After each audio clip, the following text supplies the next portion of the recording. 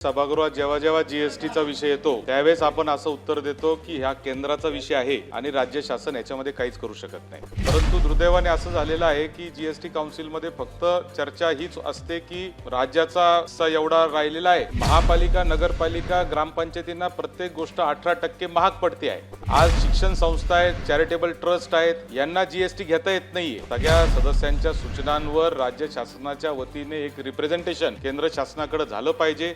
सुधारणा करण्याच्या दृष्टीने सकारात्मक पावलं उचलावी। मंत्री महोदय, काय आहे, प्रत्येक वेळेस सभागृहात जेव्हा जेव्हा जीएसटीचा विषय येतो त्यावेळेस आपण असं उत्तर देतो की ह्या केंद्राचा विषय आहे आणि राज्य शासन याच्यामध्ये काहीच करू शकत नाही।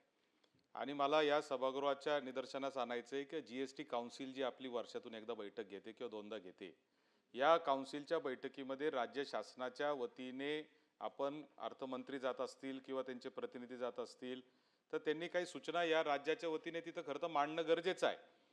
परंतु दुर्दैवाने असं झालेलं आहे की जीएसटी काउन्सिलमध्ये फक्त चर्चा हीच असते की राज्याचा हिस्सा एवढा राहिलेला आहे आणि तो लवकरात लवकर कसा येईल, यावर चर्चा जास्तीत जास्त आपली अवलंबून राहिलेली असते।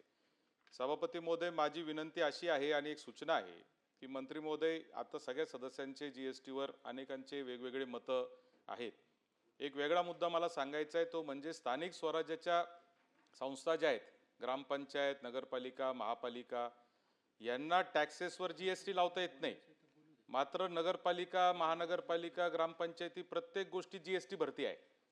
म्हणजे महापालिका नगरपालिका ग्रामपंचायतींना प्रत्येक गोष्ट 18% महाग पडते आहे।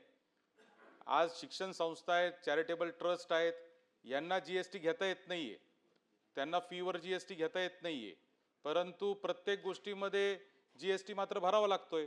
आज एखादं बांधकाम करत असताना सामान्य माणसांनी केलेलं बांधकाम आणि शिक्षण संस्थेने ट्रस्टनी किंवा कोणत्या चॅरिटेबल ट्रस्टनी डायरेक्ट 18% महाग बांधकाम केलं जातंय।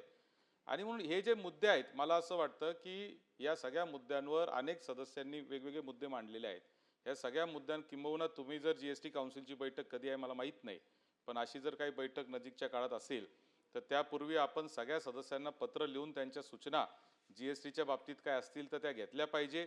त्या सगळ्या सदस्यांच्या सूचनांवर राज्य शासनाच्या वतीने एक रिप्रेझेंटेशन केंद्र शासनाकडे झालं पाहिजे। कारण जीएसटी हा वन नेशन वन टॅक्स म्हणून आपण म्हणलो, पूर्वी तर इतकी किचकट होती। आता ज्याचं उत्तर आपण सांगितलं की म्हणजे त्याचं एक उदाहरण कायम कॅडबरीचं दिलं जातं की कॅडबरीच्या त्या पर्क कॅडबरीचं दिलं जातं की आतला जो बिस्किट आहे त्याला वेगळा जीएसटी आहे, त्याच्यावरचं जे चॉकलेट आहे त्याला वेगळा जीएसटी आहे, आणि त्याच्यावरचं जे पॅकिंग आहे त्याला तिसरा जीएसटी आहे। आणि म्हणूनच हे किचकट जे आहे त्या सुधारणा आता आपण त्याच्यावर आता हे आपल्या सुधारणा येत आहेत। तर माझी विनंती सभागृहाच्या माध्यमातून सरकारला ही आहे की या जीएसटी काउन्सिलची बैठक कधी आहे त्याची माहिती पण एक तर सभागृहाला द्यावी, आणि ती होण्याच्या आधी सगळ्या सदस्यांचे मतं जाणून घेऊन एक रिप्रेझेंटेशन आपण महाराष्ट्र शासन म्हणून महाराष्ट्र सरकार म्हणून केंद्र शासनाला देऊन या सुधारणा करण्याच्या दृष्टीने सकारात्मक पावलं उचलावी। सन्माननीय सदस्य सत्यजित तांबे साहेब यांचं काय आणि बंटी पाटील साहेब आणि दानवे साहेबांनी जो मुद्दा या ठिकाणी उपस्थित केला, जीएसटीच्या काउन्सिलच्या रेग्युलर बैठका होत असतात। 56व्या बैठकीमध्ये हा निर्णय झाला।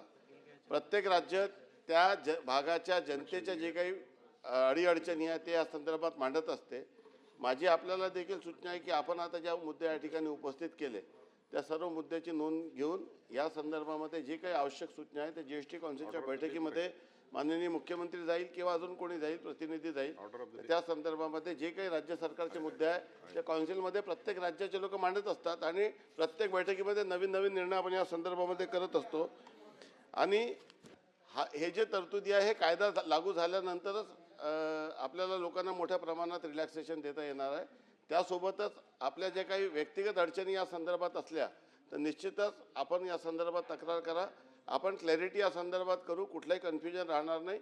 मी देखील म्हणजे ॲडव्होकेट आहे, कायद्याची चुकीची अंमलबजावणी हा कोणी करत असेल आणि लोकांना वेठीत धरत असेल तर त्याच्यावर योग्य ती कारवाई करण्यात येईल।